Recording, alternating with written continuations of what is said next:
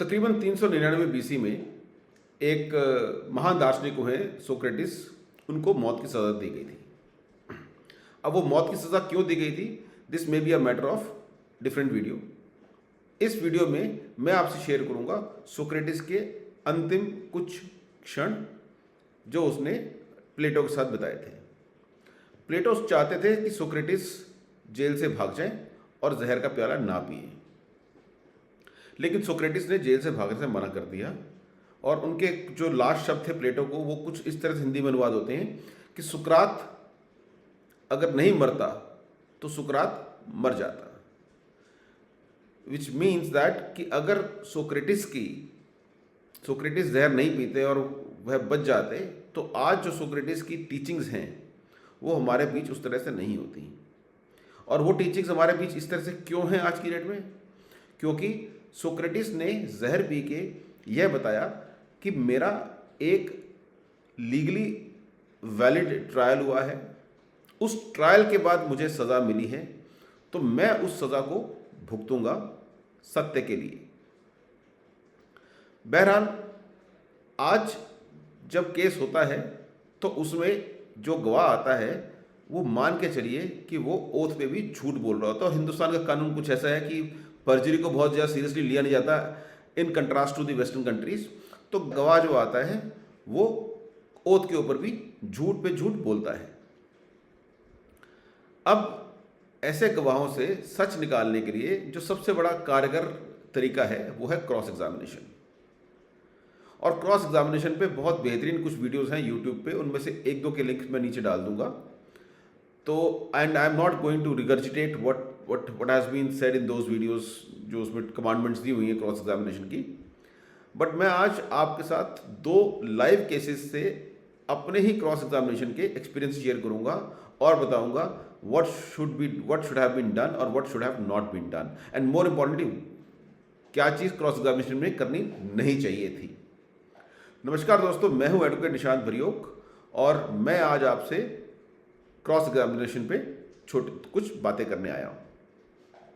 देखिए, मैं आपके सामने दो live cases, of course without giving the case details, मैं शेयर करूंगा और उसके अंदर क्रॉस एग्जामिनेशन, एक जो मैंने किया है और दूसरा जो मेरे एडवर्स काउंसिल ने किया। बहरहाल पहला मैटर है सिविल मैटर, जिसमें क्रॉस एग्जामिनेशन मैंने किया। इसमें civil dispute, basically commercial dispute था कि मेरी पार्टी ने सामान लिया लेकिन सामान लेने के बाद पैसे नहीं दिए। मेरी डिफेंस ये थी कि साहब आपने सामान जो भेजा वो ठीक नहीं भेजा और हमने आपसे कहा कि आप सामान ले लीजिए और आपने सामान नहीं उठाया और आपने गलत सामान भेजा, उसके कारण हमारा बहुत नुकसान हुआ। खैर, हमने सूट फॉर डैमेजेस तो फाइल नहीं किया, पार्टी ने फाइल किया था हम पे, प्लेंटिफ ने, कि भैया आपने पैसे नहीं दिए। तो coming to the cross examination, उसमें इशू ये था कि हमने प्रूव करना था कि सामान खराब आया है। Basically it was an issue which was regarding the wrong packaging of the goods. अब क्रॉस एग्जामिनेशन में चाहता उसको लंबा भी खींच सकता था, बट मेरे पास ओनर्स ऑफ प्रूफ यही था कि सामान ठीक से पैक नहीं होके आया था। तो 2 4 5 आइस ब्रेकिंग क्वेश्चन पूछने के बाद, जो बहुत ही बेसिक से थे, मैंने केवल उससे एक ही प्रश्न पूछा कि क्या आपने गुड्स ठीक से पैक किए थे as per the guidelines by the manufacturer? He said yes. I immediately confronted him with 2 documents. One was the invoice which he created. Second was the document which was given by the courier company, which was a packing list. दोनों document मैंने produce करके उसको बोला कि इनमें से या तो इनमें से दिखा या कोई डॉक्यूमेंट प्रोड्यूस कर जिसके अंदर तूने लिखा हो कि किस केमिकल को किस टेम्परेचर पे तूने दिया। He scanned through the documents. In the court he says कि साहब मुझे ऑफिस में कॉल करके पता करने दो। I know that is impossible. He could have not used. I knew that there cannot be any other document because only these 2 documents were provided with the goods. There was no third document. मैंने फिर भी court से कहा, honourable court से कहा कि जनाब मैं क्रॉस एग्जामिनेशन डेफर करने को तैयार हूँ if in case he is ready to prove the document and he is so convinced that he has a document. The learned court refused to defer the cross and insisted that if in case he has document he has to give it now, and liberty was given that he can refer the case file, but there was no document. Finally he had to get it recorded कि मेरे पास ऐसा कोई document नहीं है जिससे मैं साबित कर सकूं कि मैंने जो सामान दिया था वो एज पर दी मैन्युफैक्चरर्स गाइडलाइंस दिया था। मामला खत्म। There was no further question asked. Cross examination rule was there and then. My client was standing beside me and he was very surprise कि इतना छोटा क्रॉस एग्जामिनेशन। मैं साहब इतना ही चाहिए क्योंकि मेरे को यही प्रूव करना था और मैंने ये ले लिया है। सो दिस इज मतलब कुछ ज़्यादा खास नहीं था, पर मैंने बताया कि the moment I got the answer I there and then I stopped and close the cross examination. Normally what I have seen is that लोगों में उसके बाद थोड़ी सी ना जिज्ञासा जाग जाती है कि let's try to get more facts, and the very moment they say let's try to get more facts there is where they commit mistake. और उसका मैं दूंगा आपको क्लासिक एग्जाम्पल एक क्रिमिनल केस में। ये केस है जिसमें ये मेडिकल नेग्लिजेंस का है। You know that medical negligence is my pet subject. तो दुर्भाग्यपूर्ण इसमें विक्टिम की मौत हुई थी तकरीबन 2014 में गुड़गांव के एक बहुत ही बड़े हॉस्पिटल में। I am not revealing the details of this case because it is under trial, unlike other cases where I reveal the details when they are, but they are those cases when the trial has not begun. तो इसमें गुड़गांव के एक बहुत ही बड़े tertiary care hospital में एक 30-32 साल के लड़के की डेथ हुई थी, and it's a clear case of medical negligence. तो 10 साल से ट्रायल चल रहा है, और ट्रायल जब बिल्कुल बिगड़ गया था तब क्लाइंट मेरे पास आया था, the victim, the family of the deceased. बहरहाल तो उसमें गवाही थी डिसीज्ड की वाइफ की। I told the prosecution, the public prosecutor, कि मैंने कहा साहब लड़की ज़्यादा पढ़ी लिखी नहीं है, इसकी गवाही वैसे ही बहुत ज़्यादा काम में आएगी नहीं। Whatever we wanted we already have got from the other witnesses, so let us drop it from the witness list. Public prosecutor साहब ने थोड़ी जिद करी कि नहीं यार ऐसा है, वकील साहब आई गई है तो ऐसा करते हैं, 2 लाइनों की स्टेटमेंट लिखवा देते हैं। मैंने कहा the moment she will utter even a single word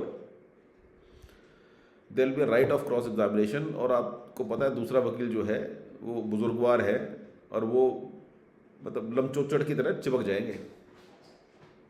he said नहीं, एग्जामिनेशन बस 2 लाइनों का लिखवाएंगे, उसके बाद क्रॉस में उनको बोलेंगे क्रॉस छोटे रखो। He didn't listen out of inexperience. बस 2 ही लाइनों को लिखवाया कि मैं ऐसा, नाम ये है, डिसीज्ड मेरे पति थे और मैं बहुत ज़्यादा पढ़ी लिखी हूँ नहीं, मुझे इस पर ज़्यादा कुछ कहना नहीं है, जो मेरे जेठ की गवाही है वही मेरी गवाही है। बस these were the damaging. The moment she uttered these lines the right off cross examination was established. जैसे राइट क्रॉस एग्जामिनेशन एस्टैब्लिश हुई तो वकील साहब एक भूखे भेड़िए की तरह उस पर टूट पड़े। जिस तरह से वकील साहब प्रिपेयर होकर आए थे, I was very convinced right from the day moment. मगर जितने ये साहब अग्रेसिव हो रहे हैं ना, ये जरूर से जरूर अपना नुकसान करा के जाएंगे। और क्लासिक केस, मैं पूरा क्रॉस एग्जामिनेशन तो नहीं शेयर करूंगा, पर उसमें से 2 चीज़ें आपसे शेयर करता हूं और उससे आपको पता चल जाएगा कि क्रॉस एग्जामिनेशन में क्या नहीं बोलना चाहिए या क्या नहीं पूछना चाहिए। सबसे पहली बात, anything which is factually there either in the complaint or in your defense, you must not, unless you have a very strong evidence against those facts which have been to rebut those facts, you must not speak out those facts, क्योंकि उसके ऊपर एक बार cross examination की मोहर लग गई तो वो फैक्ट्स प्रूव हो गए, फिर कोई स्कोप नहीं बचने का। हमारी एलिगेशन यही थी कि डॉक्टर साहब आते नहीं थे देखने, डॉक्टर ने सर्जरी करी, उसके बाद डॉक्टर ने कभी देखने आया ही नहीं। अब ये तो मेरी कंप्लेंट है ही है और ये मुझे भी पता है, and there is nothing in the form of a documentary evidence which can prove contrary to what the complaint has been so far saying। तो वकील साहब ने कह दिया, मेरा कहना यह है कि एक्यूज डॉक्टर जो है वो सुबह दोपहर शाम डिसीज्ड को देखने आते थे। मैंने वकील साहब को चेताया, मैं कहा साहब आपका प्रश्न बड़ा वेग है, थोड़ा स्पेसिफिक कर लो, क्योंकि 3 सर्जरीज हुई हैं, मल्टीपल सर्जरीज हुई हैं, मल्टीपल मंथ्स तक इलाज चला है, तो थोड़ा स्पेसिफिक करो कब की बात कर रहे हैं। पर वकील साहब अपनी धुन में थे, प्रश्न लिख के आए हुए थे, यही पूछना है। कहता साहब मैं तो यही पूछूंगा, इसी का जवाब चाहिए, this is only my question, no respond.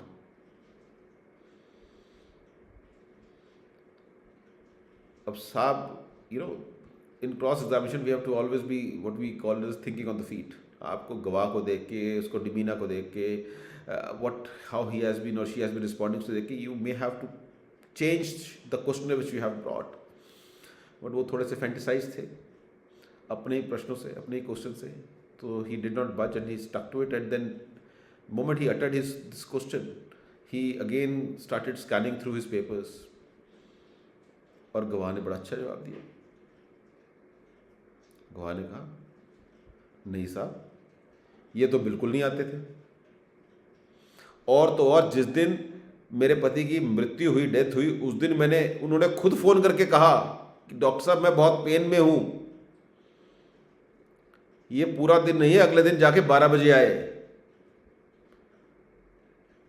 And while she was saying this, वकील साहब अपने कागजों में मस्त थे, एलमत गवाही लिख रहा था, तो वो तो लिखता रहेगा, हम शांत खड़े थे, और वकील साहब के जो जूनियर थे वो वकील साहब की तरफ देखे थे, साहब कुछ तो बोलो। बट बाय द टाइम वकील साहब को रियलाइज हुआ कि ये तो बयान गलत आ गया, इट वॉज टू लेट। नहीं, जब उनको पता था कि मेरी एलिगेशन यही है कि वो नहीं आते थे, तो ये क्वेश्चन पूछे ही क्यों? I will not go against what I have already claimed, especially when it is against the accused. चले, ये तो एक बात हो गई कि आपको फैक्ट्स जो थे उसके कॉन्ट्ररी सवाल नहीं पूछना था, rather unless you had a document to confront the witness. दूसरा, हम जब क्रॉस एग्जामिनेशन की बात करते हैं तो always everyone say that never ask a question for which you don't know the answer.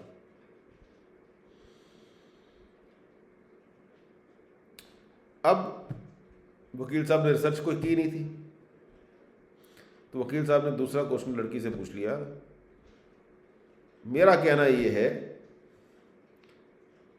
कि आपके पति को शराब पीने की लत थी और वो रोज बहुत सारा शराब पीते थे, मतलब it's not the exact question, I am just rephrase the question. अब ना तो उनको पता कि वो शराब पीता था नहीं पीता था, ना उन्होंने ऐसी कोई फेसबुक पोस्ट निकाली हो, कोई सोशल मीडिया से कोई पोस्ट निकाली जहाँ पे लड़के हाथ में एटलीस्ट शराब का ऐसा कोई गिलास ही दिख जाए जो शराब जैसी दिखती हो।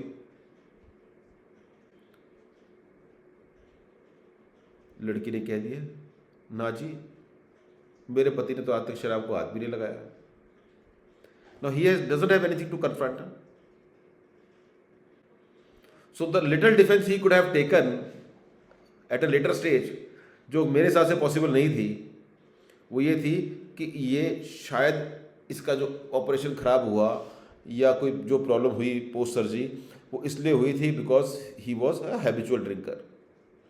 Since he had not done that research, so he was not aware of the story of the life of the deceased, so he just fired in dark, और उल्टी मुंह पे आके गिरी। तो इन 3 चीज़ों से हमने क्या सीखा, एटलीस्ट मैंने क्या सीखा? पहली बात तो उतना ही पूछना है जितना आपके पास ओनर्स है प्रूव करने के लिए। Once that fact comes out, please do not elongate the cross examination further. That is one. दूसरा, never ask a question for which you do not have the answer, or if in case you think कि सामने वाला झूठ बोलेगा, you have something to confront. और तीसरी चीज़ क्या पता चलती है? और तीसरी चीज़ ये पता चलती है कि अगर कोई फैक्ट ऑलरेडी आया हुआ है and you do not have anything contrary to that fact, उसको निगेट करने का आपके पास कुछ भी नहीं है, तो कृपया करके वो क्रॉस एग्जामिनेशन मत करिए, क्योंकि क्रॉस एग्जामिनेशन में आपने वो चीज़ पूछ ली और उसका जवाब वही आ गया जो आपके फैक्ट्स में लिखा हुआ है, it will again go, it will further prove that fact और it will go against you. Thank you guys, इतना ही मुझे शेयर करना था। मुझे I feel that most of the people would be knowing these rules of cross examination, but I had a reason trust with cross examination, और ये कुछ आए थे क्वेश्चन जो मुझे लगा आपसे शेयर करना चाहिए, तो I just made a short video. Enjoy.